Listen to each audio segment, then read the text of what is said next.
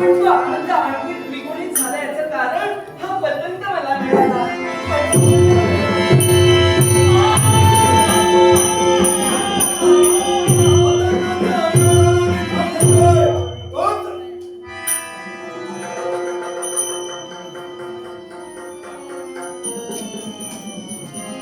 पतंगाच्या अनुरोधाला झाड असताना त्यांचा पतंग एका स्त्रीच्या हाती आहे. ही आहे कशी हो असंच करावं. आपला पतंग खावा आणि लवकरात लवकर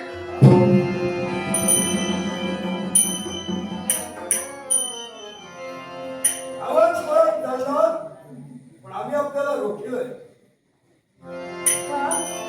अरे आपल्या हाती जो पतंग आहे तो आमचा आहे.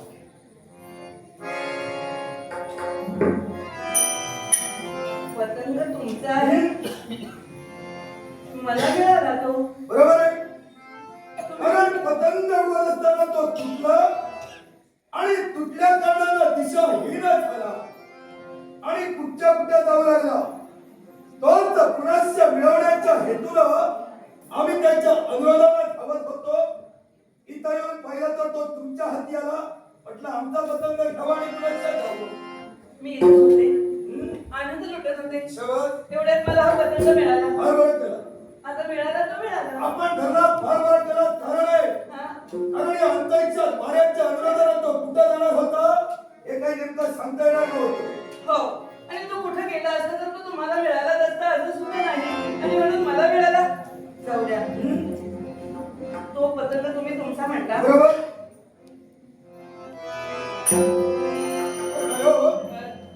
मी एक विचारू तुम्हाला. नाही विचारा तुम्ही पण तत्पूर्वी आम्ही आपल्याला विचारू पाहतोय. काय?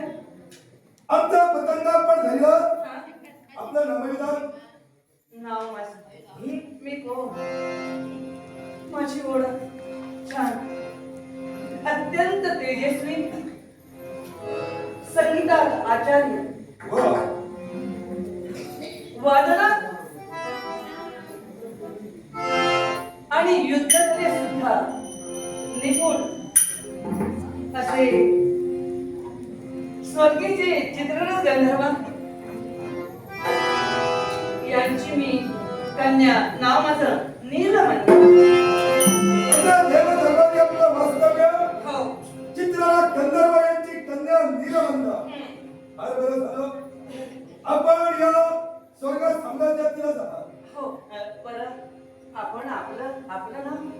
सूर्यपुत्र शनी. अयो आमच्या नावाचं हसण्यासारखं काय होतं? तसं नाही. हो नाव आपलं ऐकलं कारण मी एक गंधर्व कन्या. बरोबर. आता तुम्हाला जरी पाहिलं नसलं तरी सुद्धा ऐकून बरंच काही माहित आहे. सत्य.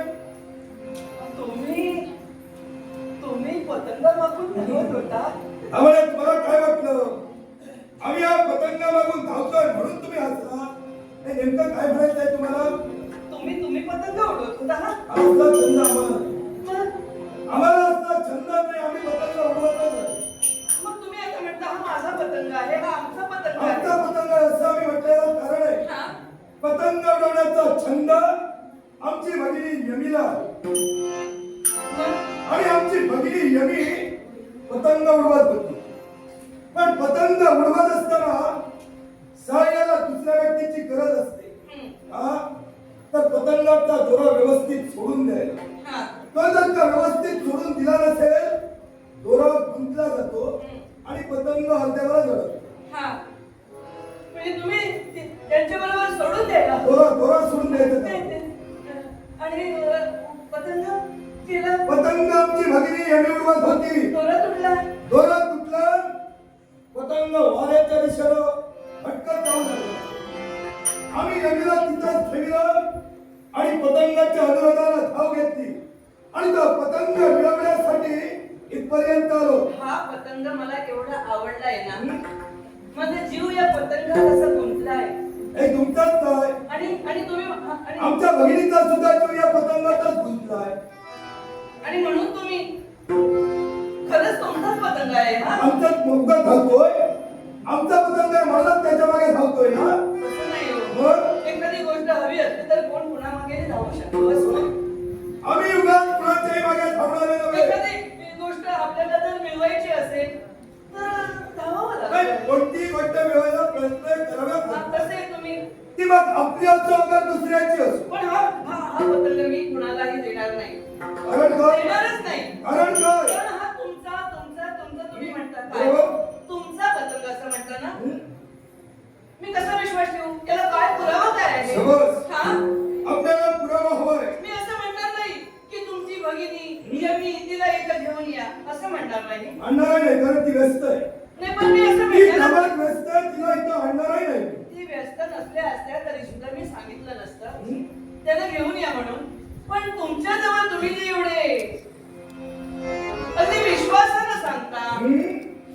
काय पुरावा? हा तुमचाच पतंग. मला सांगा, हा? ज्यात आम्ही या पतंगाच्या मागे धावतोय हा एक पुरावा झाला. दुसरी गोष्ट आमचा जन्म झालाय तो सूर्यदेवांच्या पवित्र वीर्यापासून झालाय, त्यांच्या पुरुषार्थापासून झालाय. हा? पण आमच्या मुखातून निघणारे शब्द असत्य असतील असे का गंधर्वराजांच्या कन्याला कसं काय वाटतंय? असत्य कधी कधी काय होतं माहितीये? एखादी गोष्ट एवढी मनात भरते आणि ती माणसाच्या मनात भरल्यानंतर एखादा शब्द इकडे तिकडे होऊ शकतो. बरोबर. ती देवता असली तरी शाबास. सुद्धा. हं? आणि म्हणून मी सांगते असं तुम्ही का म्हटलं हे तुम्हालाही माहित असेल कारण अशा बऱ्याच गोष्टी घडलेल्या आहेत. तेव्हा मी तुम्हाला सांगते मला काहीतरी पुरावा असल्याशिवाय मी तुमच्या शब्दाला सहमती देऊन हा पतंग मी तुमच्या हाती बरं देणार. का? हा? या पतंगाच्या बाबतीत सुद्धा पुरावा आहे. हा. कदाचित याच्यापूर्वी आपण पतंग पाहिला नसाल किंवा पतंग उडविलाही नसाल हा. असं तरी मला वाटतंय. कारण नाही उडविलं नाही मी कधी आज पहिल्यांदा. कारण या पतंगाला पाहून आपण मोहित झालं. पण हा पतंग अर्धवट आहे. हा पतंग अर्धवट आहे. हा. कारण हा पतंग ज्यावेळी हवेच्या अनुरोधानं कुठच्या कुठं फिरत होता हा. त्यावेळी या पतंगाला शेपूट असतं. शेपूट हे शेपूट त्याचं गळालं. हे आम्ही पतंग अंतरिक्षातून येतानाच पाहिजे. म्हणून म्हणाला पतंग अर्धवट आहे. आम्ही उडवत असताना धागा तुटला. पतंग कुठच्या कुठे गेला. हा पतंग आमचा आहे. आणि शेपूट सुद्धा गेलं. नाही शेपूट गेला तर दुसरं लावू ना. पतंगाला दुसरा शेपूट लावता येतो. पण ते शेपूट कुठे आहे मला कळायला नको. तुमचाच पतंग. आणि मिळणार ना हे सुद्धा मिळणार. कारण जन्मल्यानं पतंग आला. आम्ही प्रथम पतंग घेणार नंतर त्या अनुरोधानं शेपूट शोधात जाणार. कारण महत्वाचा पतंग आहे. शेपूट महत्वाचं तुम्ही नाही. हे सगळं सांगितलात माझा विश्वास नाही कारण माझ्या मनोनिग्रह मला एकच सांगतोय की हा पतंग आता हा नियम तू म्हणतात आम्ही सांगितलं आमच्या शब्दाला विश्वास नाही. नाही ठेवणार. मग हा पतंग तुझा आहे का? माझा नसला तरी सुद्धा हा तुमचा नाही आणि आणि मी म्हटलं हा माझा आहे कारण माझ्या हाती आहे म्हणजे माझाच आहे आता. हो. हो. मग एका गंधर्वराज कन्यानं हा पतंग माझा द्यायचा हट्ट करणं आणि तोही अपूर्ण पतंग ठेवून हे कितपत योग्य आहे? पूर्ण तर अपूर्ण आनंद लुटायचा आहे मला कारण आजपर्यंत मी पतंग कधी घेतला नाही आणि आज तो माझ्या हाती हा तिला आजपर्यंत पतंग हाती घेतला नाही. तिला पतंग कसा असतो हे ज्ञात नाही. तो पतंग तिचा कसा असू शकतो यावर मी कसा विश्वास ठेवू? पण तो माझ्या हाती आहे मला मिळाला ना मी आता तो तुम्हाला- माझा झाला. मी तुम्हाला प्रथमच माझा झाला मी देणार नाही. काय म्हणाली? जो पतंग माझ्या हाती आहे तो माझा झाला. हा तुमचा पतंग याचा पुरावा तुमच्या जवळ कोणताही नाही. पतंगाला पुरावा नसतो. हा. पतंगाला पुरावा पण नसतो. मला तो हवाय. मग ज्याला पुरावाच नसतो तिथं पुरावा तरी नेमका तुला कोणता हवाय? मग तुम्ही मागं चला मी हा पतंग देणार नाही. माझ्या भगिनीचा जीव त्यात गुंतलाय. पतंग घेतल्याशिवाय मी जाणार नाही. कोणत्या पद्धतीने घेणार? मी सुद्धा इथं निघाला उभी आहे. अरे निश्चित का? तुम्हाला मी सांगते. काही वाटेल ते झालं तरी हरकत नाही. उगाच हा वितंडवाद तुम्ही करा. माझा पतंग आहे हा मला हवाय. आतापर्यंत नेत्रासमोर मी असणारी स्त्री आहे समजून मला सन्मानाने मी तिच्याशी बोलत होतो. पण ती स्त्री जर का हट्टाला पेटत असेल, आमच्या इच्छा विरुद्ध वागत असेल, आमची वस्तू आम्हाला देत नसेल तर तिच्याच बाबतीत हट्टाप्रमाणे आम्हाला वागावं लागेल. मान सन्मान शनिदेव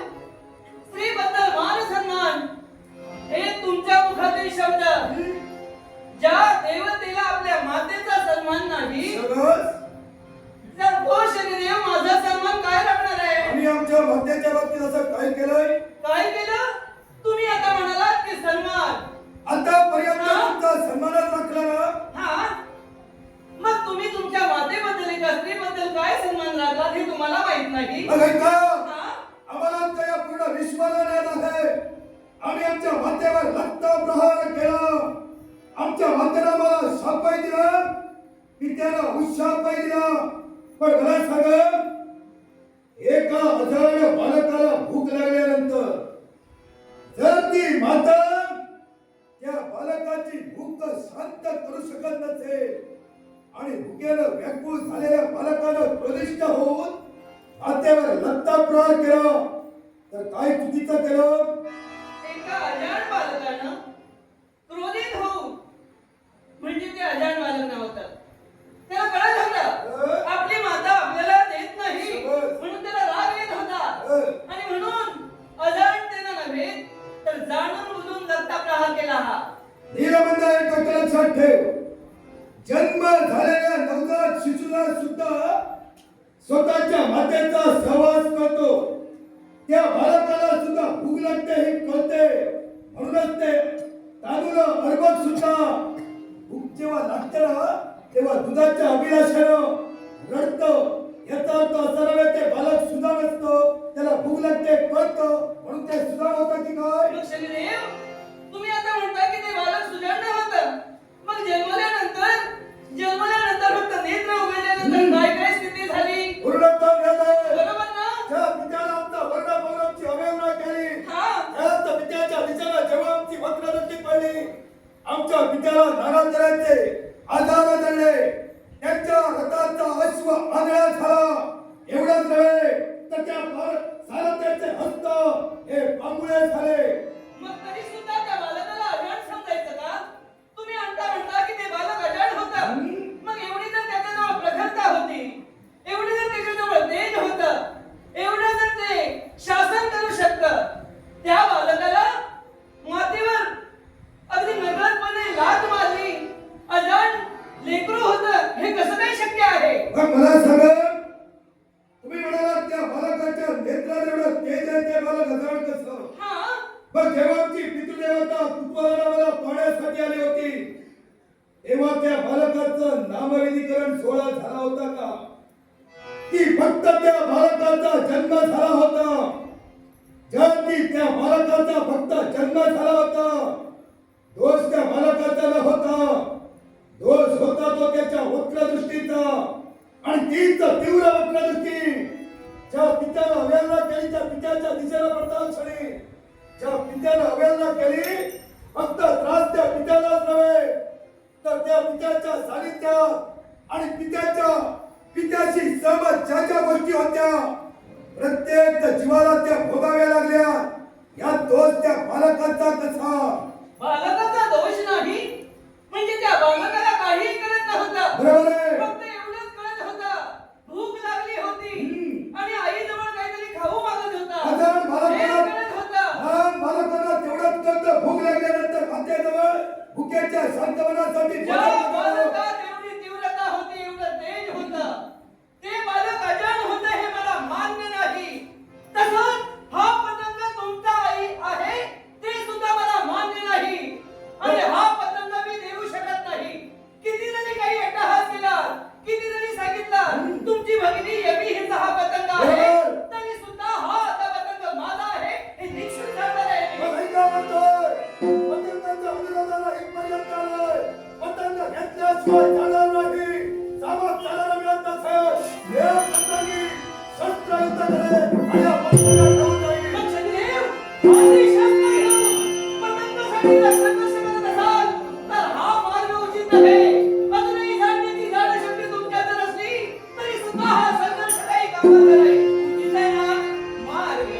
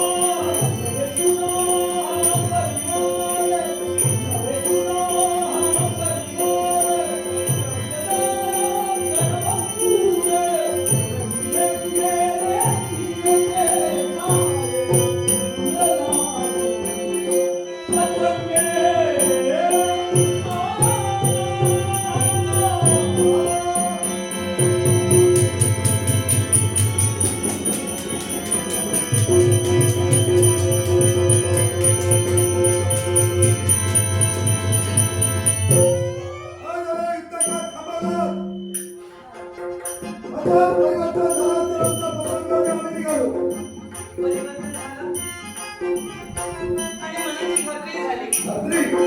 अजून जर मी शस्त्र संघर्ष करत राहिले असते तर माझी हार ही निश्चितच होती. माझी हार तुमच्या समोर नाही, पतंग मिळवल्याशिवाय आम्ही जाणार नाही. पण पतंग मिळवत असताना किती जणांना हरवावा लागला तरी चालेल. किती जणांना, त्यापेक्षा मला तुम्ही हरवलं. याचं कारण अजूनपर्यंत तरी मी अशी हार कधीच पत्करली नाही. आता याच्यापूर्वी आपल्याला कुणी पराजित केलं नव्हतं. ही नाही, आम्ही पराजित केला, आमच्या पराक्रमाला पण संतुष्ट झालो. पहिल्यांदा नुसती संतुष्ट नाही तर तर माझी एक इच्छा होती. इच्छा कारण जेव्हा जेव्हा मी संघर्ष करत होते आमच्यासमोर प्रत्येकाची हारच होत होती आणि आम्ही विजयी. तेव्हा मी मनात ठरविलेलं, मला जेव्हा लग्न करायचं असेल ना तेव्हा असा असा वर हवा जो मला पराभूत करेल मला. आणि म्हणून म्हणून मी ठरविलं, श्वास तुला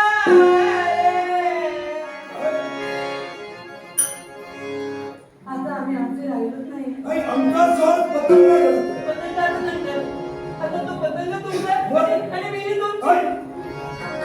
श्वास तुला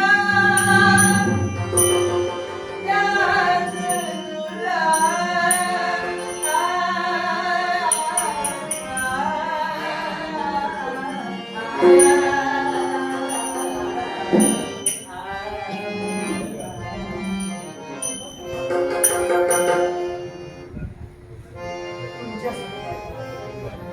आमच्यासाठी काही करायचं असेल तर फक्त पतंग द्या. जीव हा तुला चंद तुझा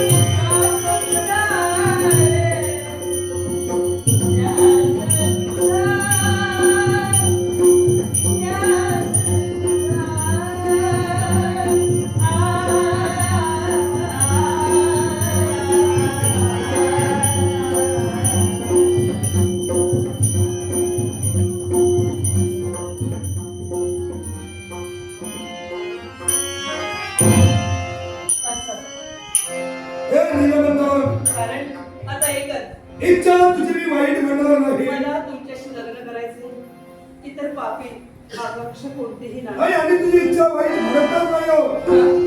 तुला ध्यास आमचा लागलाय, छंद माझा लागलाय. हृदयाच्या ठिकाणी आमची बुद्धी तू साठवलीस, पण संप्रत तरी आमचा लग्नाचा विचार नाही. म्हणजे तुम्ही लग्न करणारच नाही, लग्न करणार नाहीच नाही.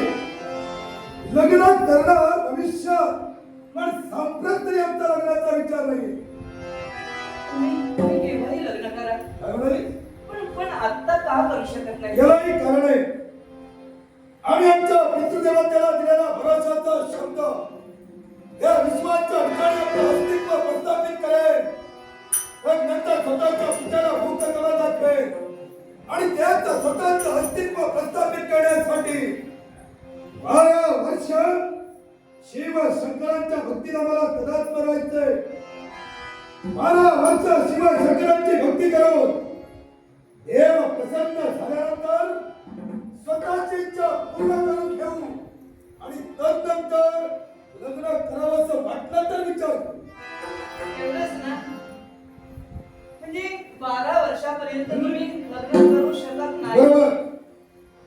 त्यानंतर मनाला वाटलं तर मग चालेल. काय? तुमची जर तशी इच्छा असेल, तुमच्या तेव्हा जर मला वाटेल ना वाटेल, पण 12 वर्षापर्यंत तरी तुम्ही विवाह करू शकत नाही. बरोबर. मान्य आहे मला. काय? म्हणजे 12 वर्ष आमच्यासाठी तू थांबणार? तुमच्यासाठी नुसती थांबणार नाही, पण तुमच्या बरोबर थांबणार. माझ्या बरोबर. तुम्ही जिथं असाल तिथं मी येणार. एक गोष्ट लक्षात ठेव. हा. तू म्हणतेस 12 वर्ष तू आमच्या सानिध्यात थांबणार आहे. या 12 वर्षात आम्हाला स्त्री स्पर्श वर्ज आहे. स्त्रीचा स्पर्श आम्हाला होता उपयोगाचा नाही. कधीही होणार नाही, कारण तुम्हाला काहीतरी मिळवायचं आहे. महान असं कर्तव्य तुम्हाला करायचं आहे. बरोबर. आणि त्यासाठी मी व्यत्यय कधी आणणार नाही. म्हणजे 12 वर्ष आमच्या 12 वर्षापर्यंत मी काहीतरी माहितीये. तुम्ही भक्तीसाठी बसत असाल, तर बरोबर. साधनेसाठी बसत असाल, तिथे तुम्हाला जर काही पूजनासाठी हवं असेल, तर मी तुमची एक सेवेकरी म्हणून 12 वर्ष मनात तुम्ही माझ्यात आत्तापासूनच, पण 12 वर्षापर्यंत मी तुम्हाला स्पर्श करणार नाही. तुमचं इच्छित पूर्ण झालं की त्यानंतर तुम्ही जर विचार करत असाल, तर मी आत्तापासून तुमच्या बरोबर येणार.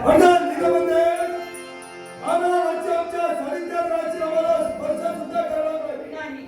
आम्ही भक्तीचा तदात्म असताना आमची सारी कामाई तू करशील. हो, तुम्ही सांगाल ते. ठीक आहे. 12 वर्ष आम्ही तुला आमच्या सानिध्यात ठेवू. पण संप्रत यमीला ध्यास लागलाय तो पतंगाचा. आम्ही जर यमीला पतंग देऊ आणि तदनंतर भक्ती करायला जाऊ. नाही, पतंग त्यांचा आहे ना, घ्या. आता ते तुमचं आमचं पण ठीक आहे.